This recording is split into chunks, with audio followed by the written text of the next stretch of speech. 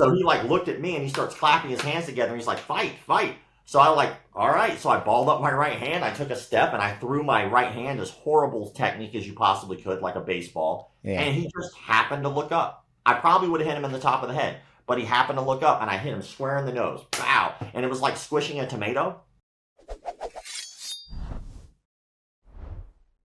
Welcome to the Black Belt Business Podcast. My name is Matthew Brenner, and today I'm with Rob Ingram. He is the founder of the McDojo Instagram, Twitter handle. He runs a social media account that exposes frauds in the martial arts industry. A martial artist himself, martial arts instructor. I know we both have black belts in karate, kickboxing, competitor previously, and boxing as well, I think, right? Yeah, man. I'm actually a way better boxer than kickboxer, apparently. Yeah, I started in sport karate. Actually, technically, it was American freestyle karate, which anybody who's in the karate realm knows there's like hundreds of different versions of karate, right? But the one I started in was a little bit more like Joe Louis, Bill Wallace, Benny the Jet Urquidez type karate. A lot more Cool. geared towards sparring. Not really a lot of kata. Actually, none in the school that I trained at. Wow. And then right into boxing and kickboxing, and then now I've been doing jiu-jitsu for a while. Purple belt, right? Yes, sir. Yes, Cool. sir. I'm a blue belt, so you probably whoop my ass. Excuse me, I was choked on my damn coffee. No, man, I'm fragile. I bruise like a peach. Well, if you're listening to this and you don't follow McDojoLife on social media, go do that right now. Don't even wait for the end of this interview. Go do that right now.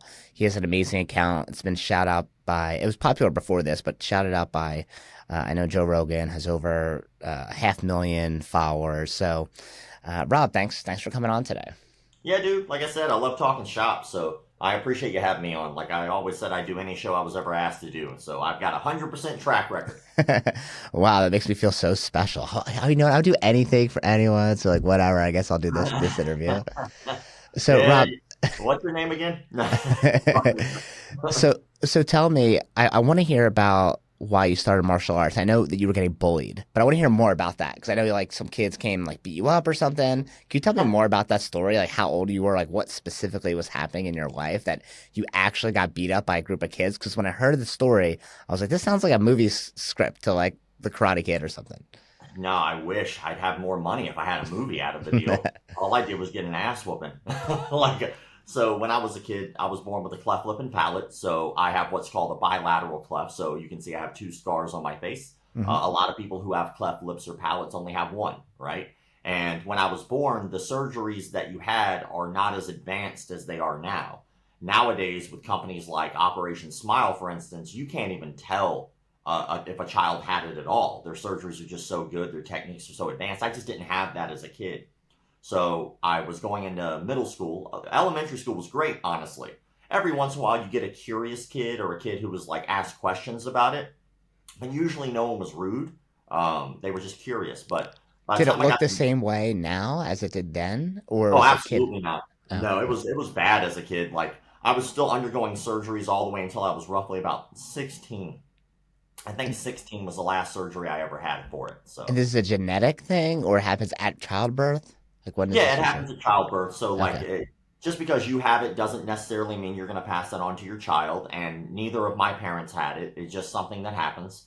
So I won like this genetic lottery, and I wind up having this thing. And to me, it's not that big of a deal. Like because I've always had it, but coping with it and trying to understand it and how everybody is a little different. The truth is that everyone has scars. The only difference is I just wear mine on my face. Mm, And so certain people will try to hide their scars or pretend that they are not flawed human beings when we all are. You can just see I'm flawed.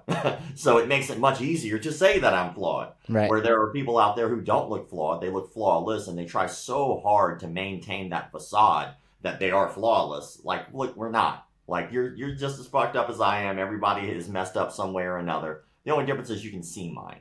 And, Right. going into middle school is a weird transition for a child because when you get to middle school, there are already sports and activities inside the schools. So that automatically separates kids into cliques. Like you don't really get that as much in elementary school, but by the time you get to middle school, there are already kids who are on teams. So those are already kids that are obviously going to gravitate towards each other. So, and the ones that aren't on those teams feel like they should be a part of a group as well. So you get all these different factions of children. When I came in, it was like a big shell shock. I was getting picked on. I was getting teased. I was fighting all the time because I was just getting brutalized. It sucked. Middle school sucked ass, son. Oh my God, it was the worst. So I wound up going in 8th grade. It was a locker room area. The locker room area had these wood benches that were on these concrete blocks. That's the school I was at. So like there were these wood benches on these concrete blocks inside this changing room. And I'm sitting there and all of a sudden I felt like a real hard sting on my back. Like I got hit with a paintball. And I was like, oh shit. I turned around and I looked and there was a group of kids there. And it's clear that they did this to me. And what they used to do in school is take pieces of paper. They'd fold them up like a V and make it a real hard thing, put it in a rubber band, and then pop you with it. And it was something they called a bee stinger. I've never seen that before. Oh, it sucks. It sucks so bad. Like, any kids out there, if I'm giving you any ideas, don't do this. I know the rubber band thing where you pull it back on the person's skin and they like snaps on them. That's the only one I know. I feel like that's mild compared to the one you're talking about. Yeah, you can fold a piece of paper, make it really hard, put it in a rubber band, and now you can pop people with that piece of paper. Okay. And it does not feel good for sure. But when that happened, I turned around and said, stop. And a group of kids got up and came and sat by me. And I was like, damn it. Like, I only wanted the one guy to stop. Like, I didn't want all of you to come in and, like, now beat the hell out of me. But they surrounded me and they were picking on me, teasing me. And they let me know that whenever the class was over, that they were going to jump me. And how do they let you know that? One of the kids like, yo, I'm going to kick your ass after this? No, they all, in unison, were at the same time telling me they were all going to kick my ass. Oh. Like, it was like one of those, if you mess with one of us, you mess with all of us. And I'm like, I don't have an all of us. Like, why do you think they picked you? I was different. Like, what do any kids do? Like, that's like saying, why are kids acting like children? Yeah. Okay. So I wind up getting out of the class and I walk out the front doors and then they just jumped me. I got hit from behind. I turned around, started trying to fight that kid off. Then they jumped in. I fell to the floor. They kicked me in the face. I had glasses then too. My glasses had broken. I had gotten cut a little bit. I have a piece of pencil lead marking still on my finger from when a kid tried to stab me with a pencil. I put my hand up and I got stabbed in the hand. And they beat me for 5 minutes. And the only reason I know it was 5 minutes was because of the bells. So the first bell rang and it's 5 minutes before the next bell. And so they beat me from bell to bell. The biggest thing that stood out to me, one, it's very surreal to be jumped for that long because your body just kind of goes numb. So you're getting hit and you know you should be hurt, but you don't feel it. That's very odd. And then I noticed while I was getting hit that 2 teachers were standing there and watching the entire thing and did nothing to stop it. They just watched. When the second bell rang, those kids scattered. And I'm just kind of laying there bleeding. And I saw I have poor vision, right? And my glasses were broke, but I saw like a figure that looked like an acquaintance of mine. And it was a friend of mine. His name's Joey, still best friends to this day because of this incident. And we've gotten to know each other really well. But he came over and he helped me up and he walked me to the nurse's office. And we really didn't say anything to each other. Wait, so the teachers never came over? Nope. Why do you think that is? Why do you think they didn't step in? I mean, you're a bunch of 8th graders. I have a theory. At the time, there were a lot of teachers who were actually getting fired. They were breaking up fights, and then the parents were suing because there were marks being left on the children. And so, to my knowledge at least, it seemed that we had an officer on campus that day, and we always had a campus officer, and it was his job. He would get called to come break fights up. The problem was, with my luck anyway, he happened to be in another area on campus breaking up another fight. It was a very rough school to begin with, but they did nothing. They stopped it, not at all. What neighborhood was this in? Like, where was this rough school at? It's Southside Middle School in Duval County. Okay, where's that at? I don't know the street address. Duval County, like which city? Jacksonville. Jacksonville. Okay. You ever watch any of the Jaguars games and they're like Duval? That's him. It's like one of the rare cities where you might not know the city, but you know the county. You know. Oh, okay. Got it. I mean, the only reason I do like Jacksonville Jaguars is because you guys have my former coach, Dougie P. So, I got you. Man, he's been doing work too. Like this season, we're doing great. I'm loving what's going on. So representing for the hometown. So when you got beat up and then your friend helped you go to the nurse's office, did those kids get in trouble eventually, or is it just I'm like, sure they did. Like, the reason they scattered, so obviously, so they didn't all get caught. Like, I'm not sure whatever happened to those kids. It's not something that I remember. I mean, we're talking over, fuck, I've been doing martial arts now for 26 years of my life. So that's over 26 years ago. I just remember what happened to me, like yeah, I'm walking to this nurse's office and my friend hands me a card and it was for a trial class, one of those free trial class cards, referrals. And yeah, he hands it to me and he said, you need this. That's all he said. It's the only words we really said to each other the whole time. wow, I go to the nurse's office and I wind up going home, and getting into fights was very normal for me in school. The school board at the time, at least our school, they had a policy where whoever got into a fight, you were both equally at fault in their eyes. So even though I got beaten up, even though I had gotten jumped, even though there was multiple kids that did this to me, I got the same punishment they got. So I wind up going home and I asked my mom, I said, Mom, I really want to do this that day. And then she was like, maybe. My mom's not a maybe person. She's a yes or no person. So when she said maybe, I was like, oh, all right. I don't know what that means. This is weird. It was like a month or two later was my birthday. And I had a box waiting for me when I got home. It was just one box, and my mom had made a cake. It had a card on it. I opened up the card, and it had some money in there, and it was a nice little birthday card. And then when I opened up the box, it was just a piece of paper in it. And in my head, I'm like, the hell is this? Like, it's the only present I had. So she goes, read it. And I read it, and it was actually the contract. And she had paid in full for an entire year of karate. wow, And she said, my first class was that night, and my uniform was waiting for me. And so we wow, got in the car, I went in, and I've been doing it ever since. wow. So what was your mom or your parents' response when you came home beat up, like from these kids? How did they react? It depends on the time. Like, when you first start getting in trouble, especially with a kid like myself, I didn't want my mom to know how hard school was. There's a double-edged sword as being a child who's picked on. If you tell your parent, and that parent tells the school, and the kid does get in trouble, we're all aware that kid's going to be back in school eventually.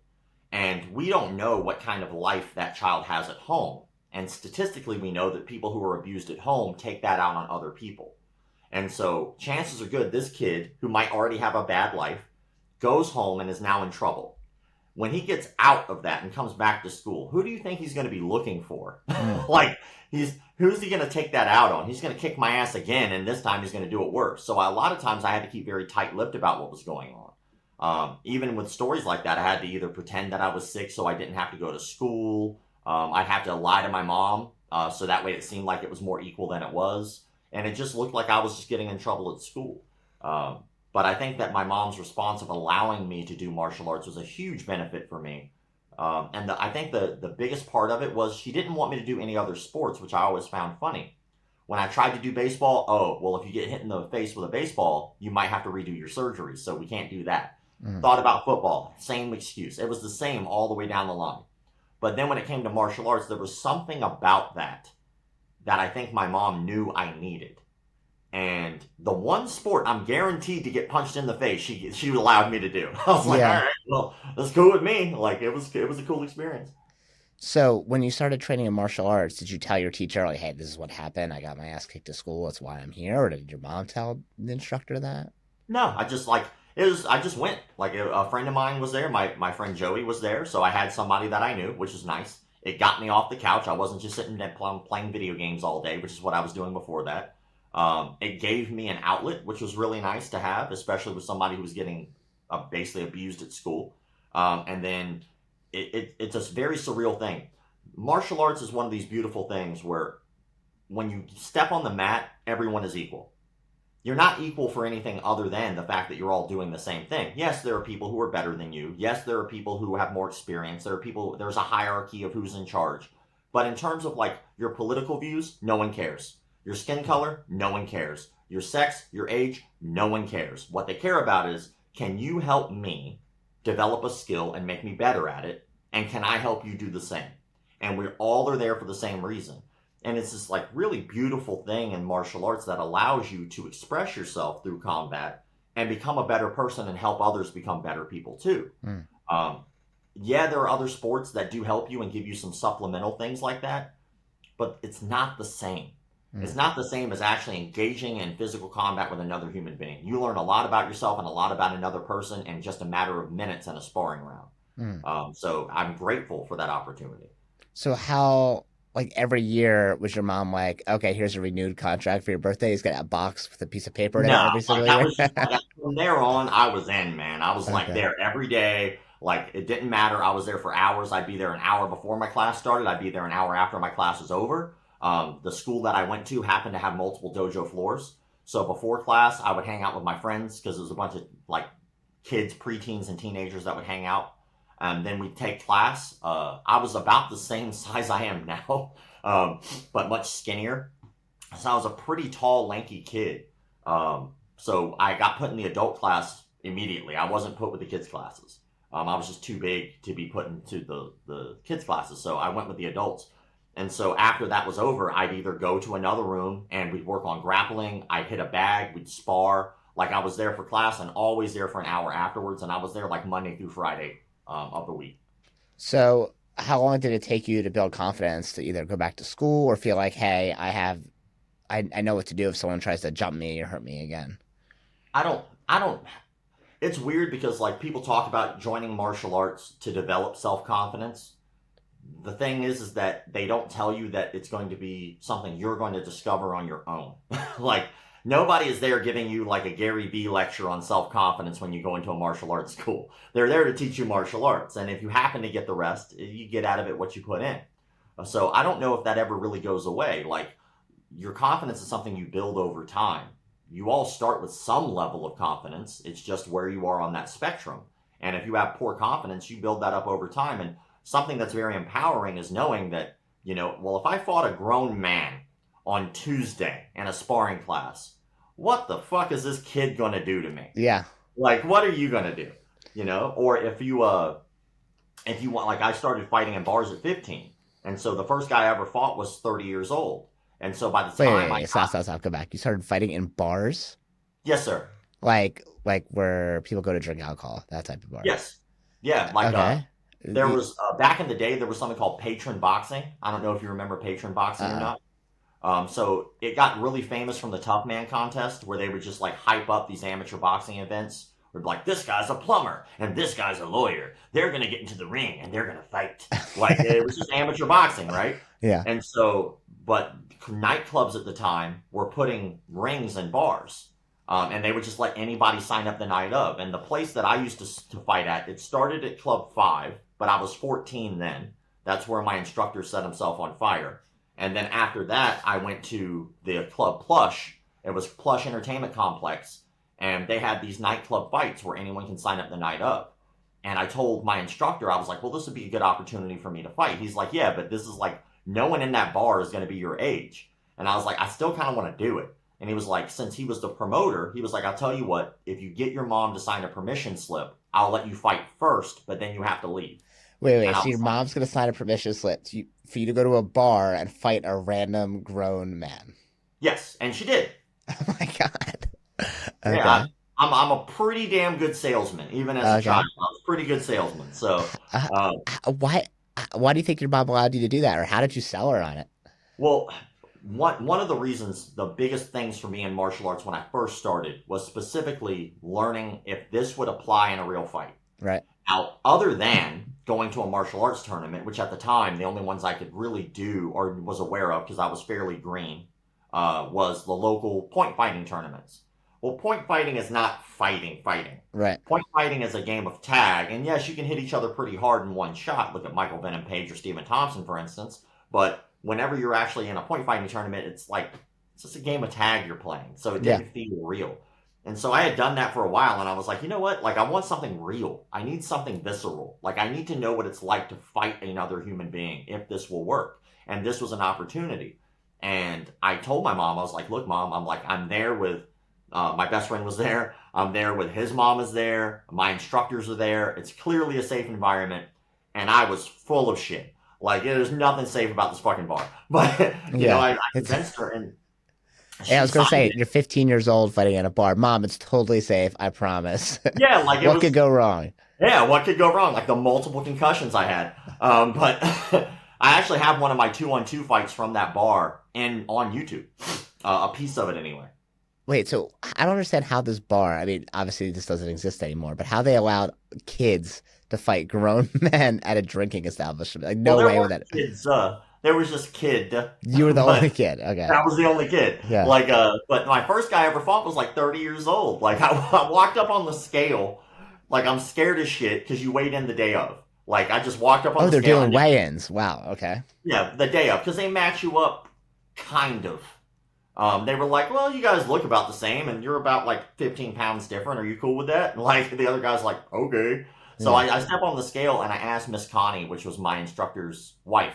I go, do you know who I'm fighting? I'm a kid. I'm scared. I'm nervous. It's my first like full contact fight. And Yeah. he goes, yeah, actually, he's right behind you. And I turned around. This motherfucker laughed in my face. This 30-year-old man, Baja, laughed in my face. I was like, fuck you. But also, I'm terrified of you. Like, Yeah. so I just like kind of took it.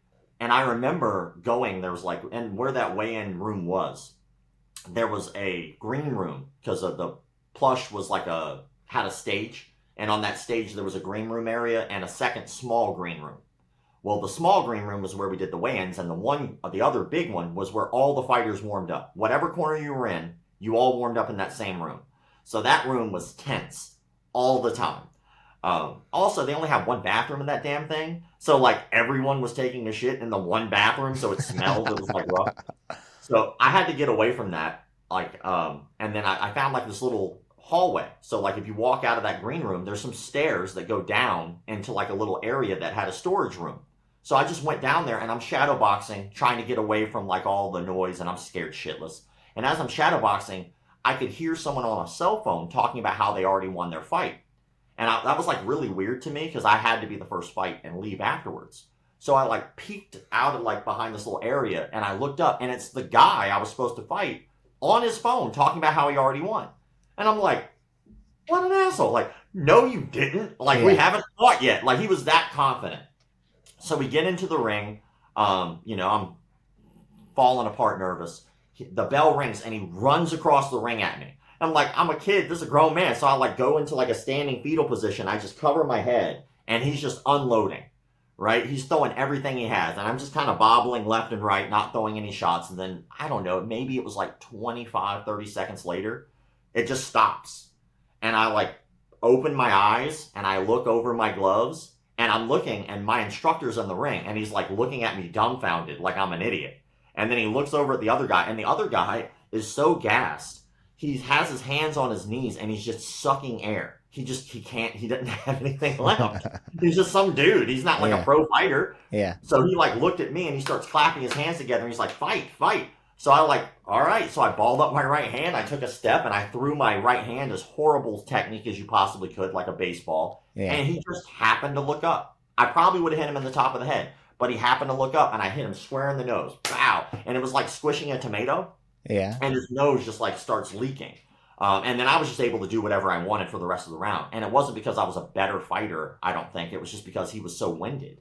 Well, I'm a 15-year-old kid and I lived in the martial arts gym. So like I'm just unloading on this dude. So it wasn't your game plan, like, all right, I'm going to gas this guy out. And... No, my game plan was survive. Like, I hope I do well. Right. But then he didn't answer the bell in the corner. And it was clear he did have a broken nose. And so we stood there. I had my hand raised. I'm like, yeah, it felt good. And they actually give you a $50 bar tab for winning, which I think is hilarious. Yeah. So, like, I got a $50 bar tab, and I used to just give it to other fighters to make friends. Okay. Because most of those other guys that we had, like, the stable of fighters that were there every weekend, right. I just give them my bar tab, right? So I go to the back fighters area, and you remember those big black industrial-sized garbage cans that you see in nightclubs sometimes? Yeah. He's just vomiting profusely inside this garbage can with a broken nose, and I'm like, oh, fuck you, you suck. Like, but I always wondered, I was like, what did he tell that person when he met them? Like, because he lost, and it's like, you should see the other guy? Is that how that went? I don't know. That's a wild origin story. and the fact that you fought a grown man in a bar, and these places don't exist anymore, right? I'm Yeah, assuming. patron boxing, like there was a couple deaths. A Club couple. Liquid Oh was my God. another. Yeah, there was a. If you look up like Club Liquid, Jacksonville, Florida, stuff like that, boxing, patron boxing, you'll find all kinds of news articles. Like, it was kind of the wild, wild west at the time, and they would just again, I have a 2-on-2 fight. Like, you're not going to see a 2-on-2 fight in a sanctioned thing, right? But if you look at that's me at 16 years old and the 2-on-2 fight on YouTube, and you can see me just like horrifically trying to survive what is a riot inside a boxing ring. But we also had something at that time called Thunderdome rules. Yeah. And Thunderdome rules meant no time limit, and the round never ended until someone quit or got knocked out. So we did the 2-on-2 fight under Thunderdome rules. And so what I have on YouTube is literally half of a 15-minute fight of like four of us in the ring, all fighting each other, and two referees. It was wild, man. It was wild. They weren't doing tournaments like that. This is only through like bars, right? Yeah, Like this just in wasn't. that bar. Yeah, you just go to that bar, you sign up the night of, and you get into a fight. Wow, that's the craziest story I've ever heard. So I want to hear about like obviously you became a martial artist, and you. I'm assuming you started teaching at some point, right? Yeah, for sure. I was an assistant instructor, I think around 15, 16. I was just kind of helping out with classes, so I wasn't really doing anything. Hold some focus mids, stand at the front. And then I think it was around 17 or 18 is when I became like more of like a full-time instructor. We had a program in school called the DCT program, Hmm. and that was like a job placement program. So in high school, as long as you had the majority of your credits taken care of, all you really had to do was like do your one course, which I think at the time was math for me, and I had to pass that class to graduate high school.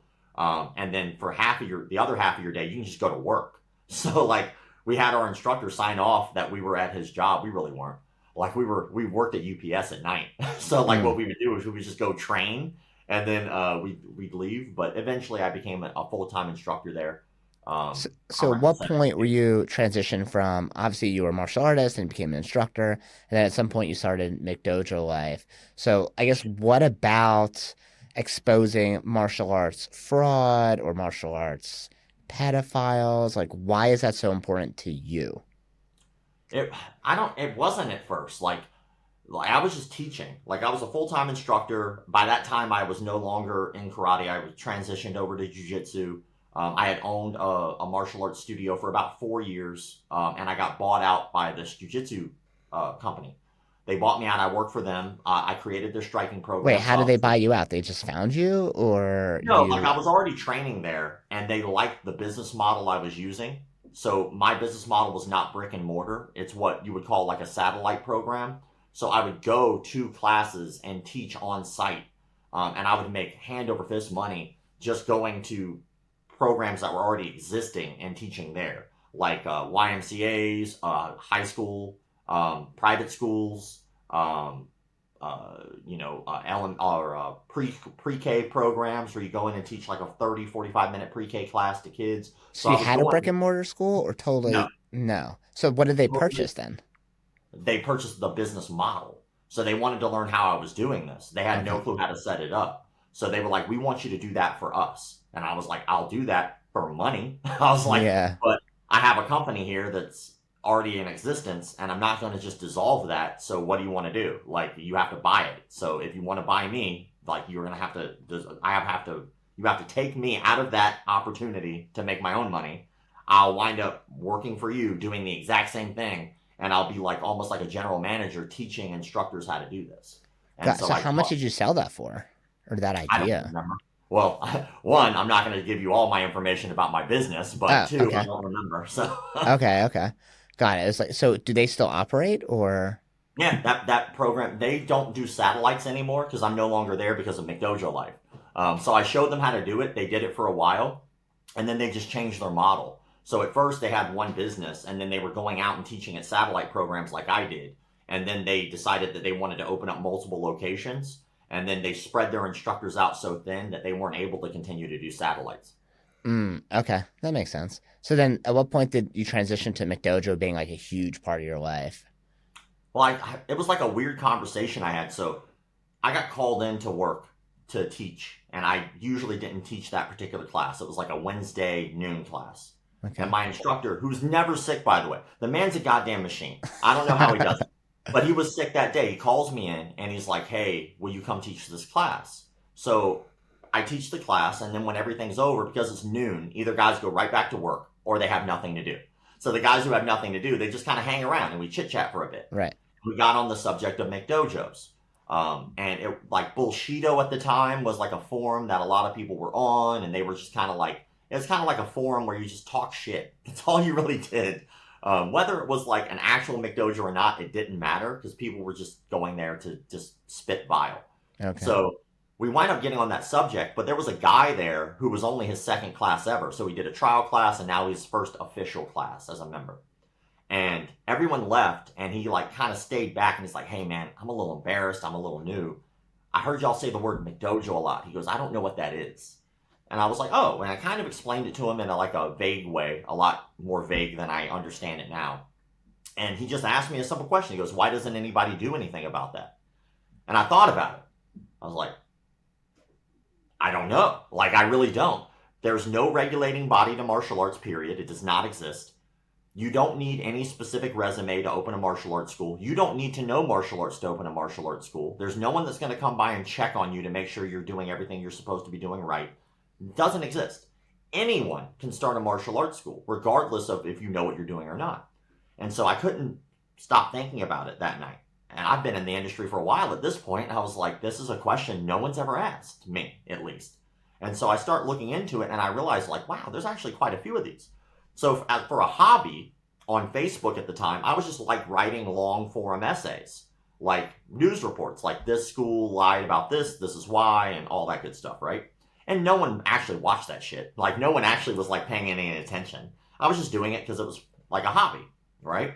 And then after a while, I think one day I was just like going to go teach or something, and then I just left like a comical video up. I was just like, I'll just put this little video up since I don't have time to make a post. And it actually like got some traction. I was like, oh, okay, well maybe if I mix these two things and I'm not so serious and I don't give all the information all at once, it'll make people ask questions and engage. And if they engage, maybe it'll make them think instead of me just telling them. And so it worked. Like, in having that business model now of leave the description vague, don't give it all out there, but have people talk about it. It engages the community way better than just giving them all the information. And so over time, it just started to grow. And I never thought it was going to be a big deal until one day at the Jiu-Jitsu Academy I was at, we had rented the facility next door. And it was like in a little strip mall area, and the facility next door was open. And I'm painting it because we're getting ready for summer camp time. As I'm painting it, my phone starts vibrating. And I thought, like, all right, somebody's trying to call me. So I shut it off and put it back in my pocket. I go next door, start cleaning up, and a parent walks in to drop their kid off for the jiu-jitsu class. And they go, hey, man, congratulations. I was like, for what? They were like, dude, Joe Rogan talked about you for like 15 minutes on his show. I was like, what? So I turned my phone back on. And like, iPhones are funny because they give you like these notifications. Right. And like when they give you the notifications, they like just kind of stack. But when I turned on my phone, it like stacked. I was like, whoa. So I like checked, and I had like 50,000 more followers on like Instagram, like that. Oh my like, God. It was crazy. And then he did it again. And then he talked about it on his show again. And then he did it again. And so now it's kind of become this thing where, because he gave it a nod, people recognized it, started looking into the work that I do. And I've been able to do a lot for the community because he said the name. It's wild. That's amazing. So were you like, oh, maybe now I might monetize this venture? Or were you like, oh, this is just cool? Like, what was your thought behind it? Like, when it started to grow? At first, I was like, well, this is cool. Yeah. that was it. I was like, I cool. don't know what else to do. I didn't actually think about monetizing it until a couple years later after that moment.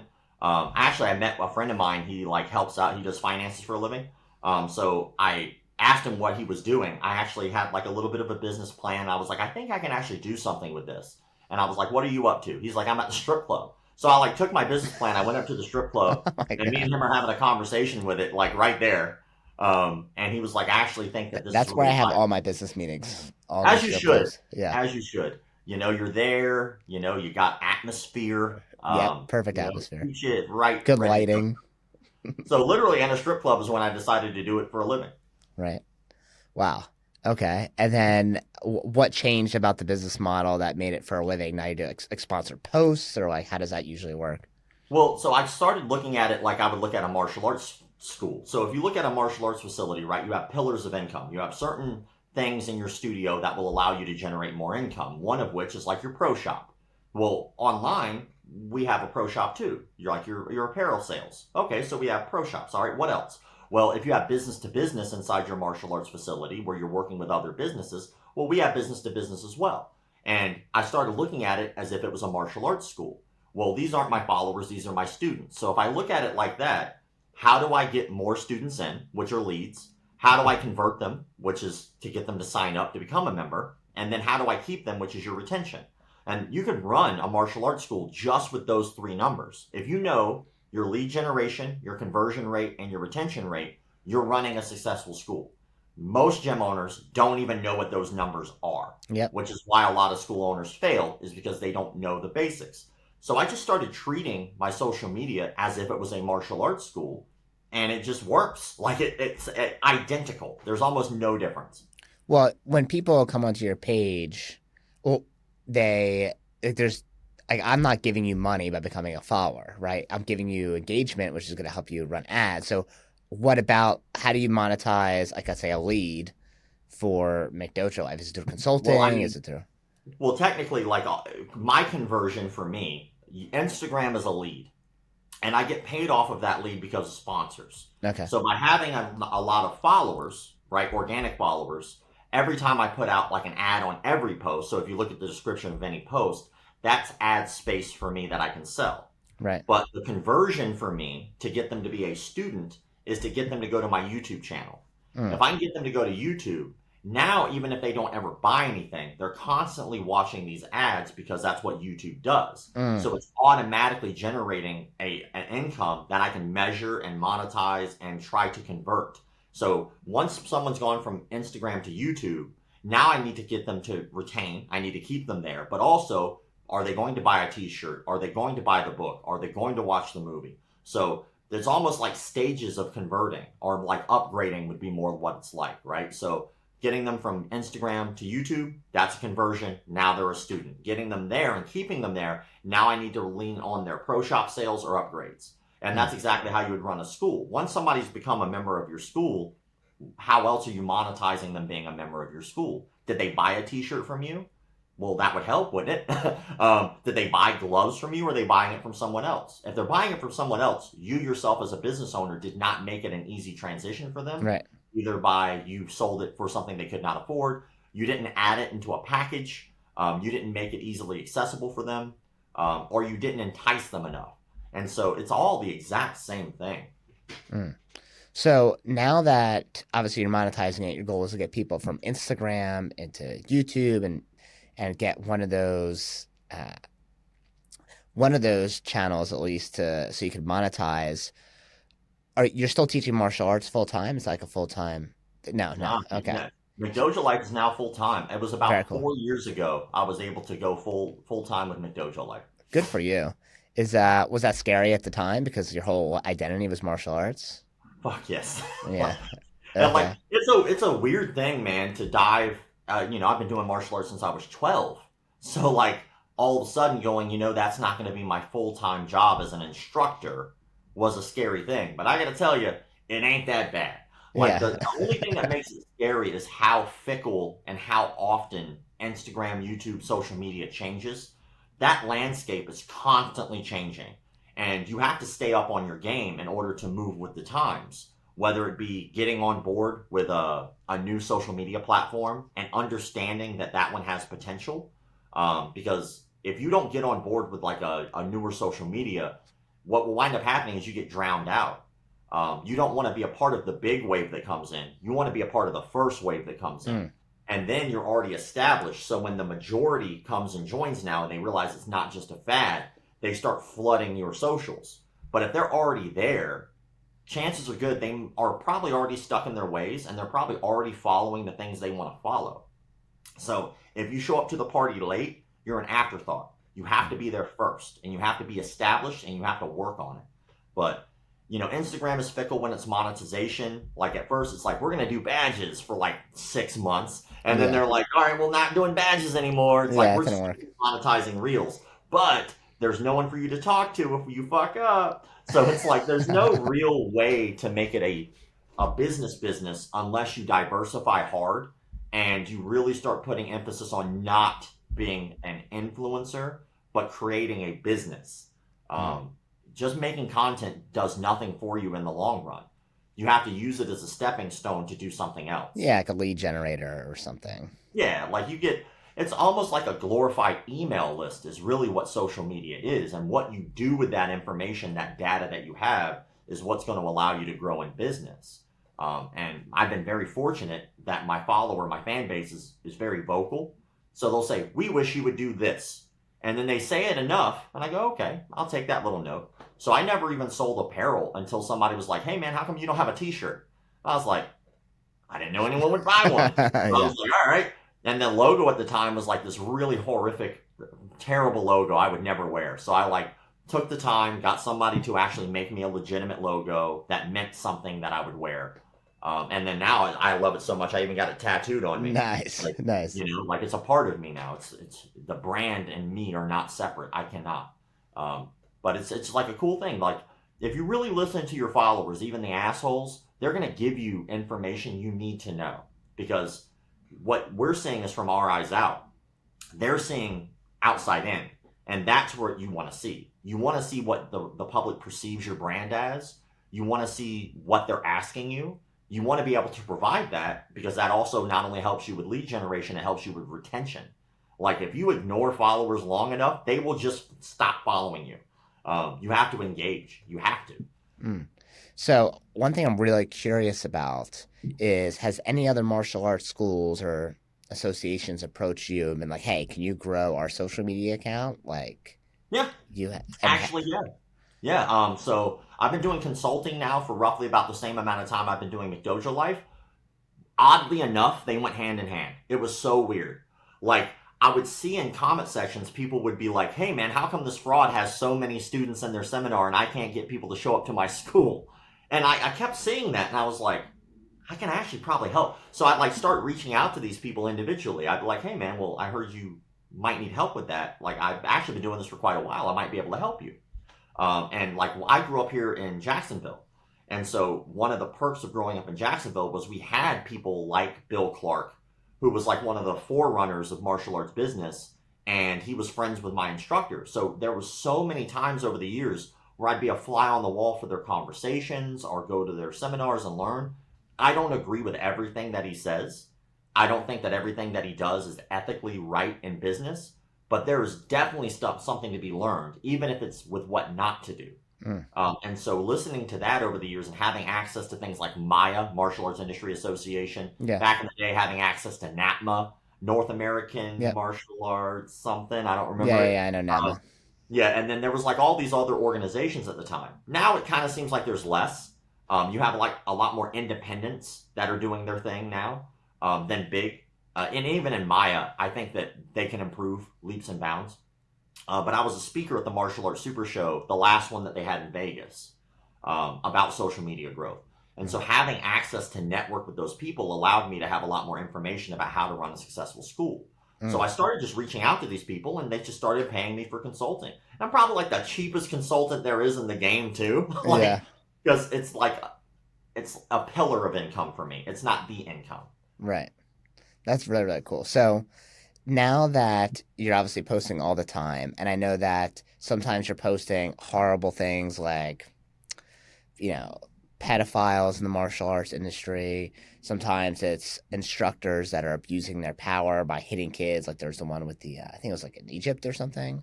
Yeah, outside the kickboxing match. Yeah. Yeah, it's this guy just smashing kids. Once again, if you're not following yet, McDojoLife, you have to follow them, especially if you're a martial artist. So has anyone ever approached you in real life, someone that you exposed, or has there been any real life consequences to exposing these types of people? Well, I got one going on right now. Like it's still going on. So this is a lawsuit. Is that your first one? Yeah, first official one. I've had a Okay. lot of cease and desist, but now I feel like I've made it. You Yeah, know, congratulations. so this guy, I'm basically just saying the exact same thing that's on the video, so I can talk about it. But there's a guy. I won't say his name just because we're in the middle of legal proceedings, Yeah. but he had a registered sex offender at his martial arts facility, and I had done a story about this.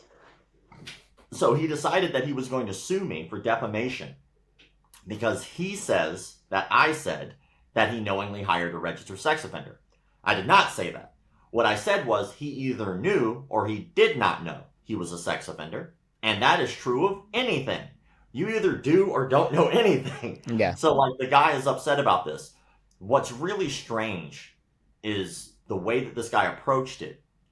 He clearly did have a sex offender in his martial arts facility. They are very close friends. In my personal opinion, I believe that he definitely did know, but that's not what I said in that video, nor have I ever said that publicly. I think he either knew or he didn't. And my personal opinion doesn't matter because it's just a story that I put out there. And even after I put the story out, I even left a Google review. And in that Google review, I said, hey guys, you should probably watch this video before signing up here, but make your own decisions. I'm not here to tell people what to do.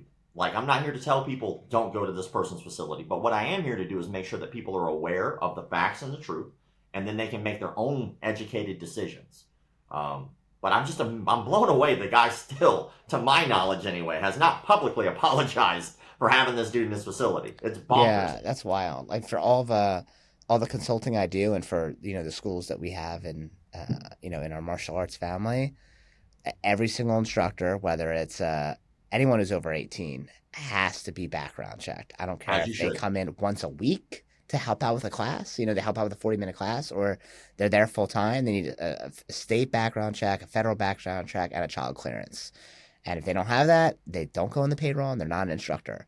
So yeah, that's why it's so important. It was really important for us not more recently, but I'd say like maybe like 4 or 5 years ago, where some of our schools had cameras, some of them maybe didn't work as well, and we're like, okay, we need all of our schools to have cameras, and now we have audio also, so I can hear everything that's happening, right? Like, I want to protect our members and protect our instructors who, you never know what someone could accuse them of. Like, I want to know exactly what's happening at all times, right? So I think all martial arts schools really need that if they don't have it yet. Like, background checks. It's not even like optional. It should be mandatory. And B, cameras with video and audio, because we're in such a powerful position and influential position in someone's life that we need to make sure we protect those people. I agree. I partnered up with Zen Planner.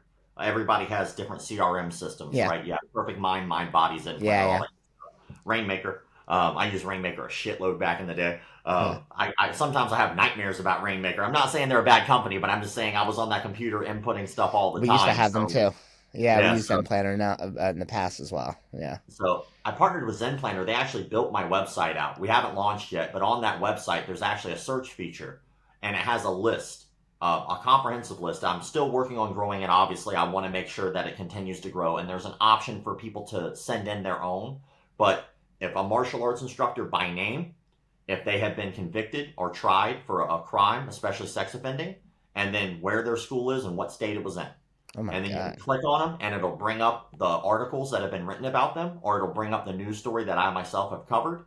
And you can look up people now. So I'm hoping eventually to turn it into like an Angie's List. I do not believe that we should have a governing body. I believe absolute power corrupts absolutely. And who do we put in charge of this? But I do believe in things that are measurable. And I think something that you said is important to me. All martial arts schools, period, should have local federal background checks done on everyone who is an employee or volunteer, because they have access directly to students. Yep. They have access to the building, and bad things can happen. I believe every martial arts instructor should have CPR, first aid certification. Yep. You're in an environment where people could and will eventually get hurt. Even if you do everything right, injuries are going to happen. You should be aware of how to handle those injuries. And I believe that there should be a defibrillator on site at every martial arts school, because I've seen a lot of people have things like a cardiac arrest while they're training, and I've seen defibrillators save lives. So I think if you have those three things, all you need is one more thing, which is just a verifiable lineage.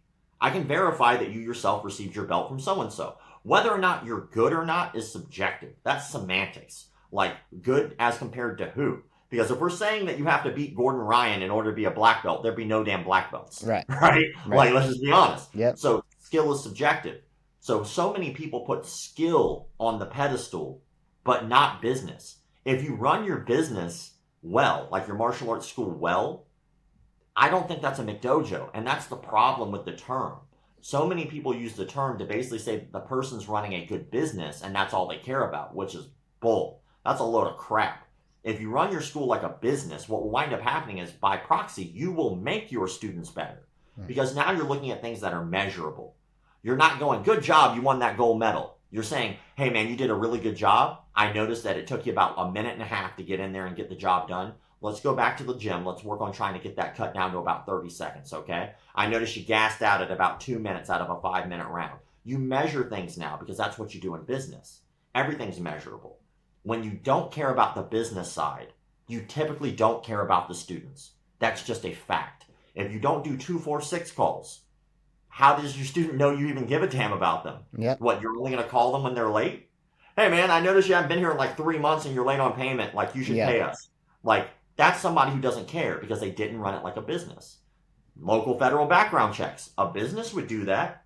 A poor run studio won't. And then what happens? They're going to wind up being on my channel because some instructor molested a kid because they had a background of doing it and could have gotten caught and could have stopped it. So I believe if we really want to grow the martial arts industry, instructors have to care about the business side. And we have to get rid of that cliched crap of, oh, you only care about the money. I don't know who joins martial arts to run a studio just for the money, but I got news for you. Most don't do very well. Yeah. So you probably did it because you cared about students, you cared about the art. So that's usually a load of crap. And I wish people would stop perpetuating that nonsense because it only hurts us all. Yeah, we actually had, it's probably 20 plus years ago, we had an adult student die on the mat. Went under cardiac arrest, died literally like instantly. And through that process, we're like, oh, we need AED machines at all of our schools. So then we switched over. And it's obviously like horrific, and he died pretty much instantly, is what we were told. Or very, very, very quickly. So I don't know if that would have made a difference in that situation. But obviously we're like, oh my God, this is horrible. We can never, ever, ever let this happen again. Right? Absolutely. Well, that's the difference between an accident and negligence. It's happened before. Did you prepare for it to happen again? If you didn't and it happens again, you're negligent. If it did and you were prepared and something still happened, at least it clearly shows you took the process of helping. Like, there was a very famous story not that long ago of a guy who was paralyzed from the neck down in a jiu-jitsu incident where the instructor goes to do a very standard jiu-jitsu, I guess, back take. And as he goes to do it, the guy rolls on his neck and breaks his neck and has a lifetime full of injuries. Yeah. The guy winds up winning, and people were like, this is an accident. But the problem is the instructor himself not only admitted that this technique was dangerous, but he also said repeatedly that he was going to continue to do it anyway again. So at that point, this is what you call negligence. Yeah. It can still be an accident. You didn't mean to break his neck, but if you'd already seen that this is causing injuries, you had already done this a million times before, and then even after someone got hurt, you're going to continue to do it the same way. That's negligence. You know, it's a sad thing because so many martial artists don't understand the position that you're in. You're in charge. If you're successful and everyone is happy and no one is hurt, that's your fault. That's a good thing. Yeah. If someone got hurt and your business is failing and things aren't going so well, that's also your fault because you have to take the ownership. You're the guy in charge. So one last question. What advice would you give your 8th grade self now? Like, if your 8th grade self saw you now, what advice would you give him? Man, I'm a believer in the butterfly effect, so I probably wouldn't say anything. Like, I think things happen the way that they happened. You know, let's say I give myself some advice, right? Let's say I do well. Let's say I never join martial arts, right? Like, then I never go down the path that I've gone. Like, I've been able to get people thousands of dollars back from being defrauded by companies like Endo Athletics. I've been able to, that coach that beat up that kid, we got him removed. We actually had that organization signed a petition and got him removed, so he's no longer part of that organization that beat that kid. We got a story in Black Belt Magazine where there was another person in Egypt who was also beating up a child, completely different guy, got him removed. Like, we've been able to actually do something with this. Spread information, help people get their stories out. Like David Arnbeck molested a 15-year-old or 16-year-old girl inside his home. His martial arts school's still running. So spreading this information helps other people. I would never want to change that. Things happen the way that they happen. I don't have advice for my past self. Like, it is what it is. I'm happy that things went out the way they were. Even if it was a hard road. Even if I was fighting in bars. Even if I got beat up by these kids. It's how it was supposed to go down, and that's okay. I'm cool with it. I think that's such a great way to look at it. So if you didn't follow yet, you need to follow him at McDojoLife, McDojoLife. And then do you use Twitter, X, all that stuff? I do. So it's McDojoLife on everything. On Facebook, it's the McDojo. On Reddit, there was a guy who took McDojoLife and was posing as me. So it's the McDojoLife on Reddit. You'll be able to tell the difference because one of them has like 1,000 followers and the other one has 50,000. Right. So like you'll be able to tell the difference. But yeah, we're also just a couple things coming up real fast. Like I said, that website's coming out, which will have a list on there, which will allow people to look. It's a registry, so you'll be amazed how many names are on that list. And I add more as time goes on. Also, our documentary is almost got the funding. I'll find out about funding this week. So I'm excited to get that finished because we've been working on it for 4 years. Yeah. Thanks, COVID. COVID really sucked. It took up 2 years of that. And my book will be done this week. So I'm done with my book as of this week. The last chapter gets finalized in today or tomorrow. And then all the stories, some of the stories I gave you and some more are in that book. Very cool. Well, when that book comes out, let me know so I can help you promote it. Appreciate you. Thank you so much, Rob. You're awesome. Follow him at McDojoLife. Thanks, guys.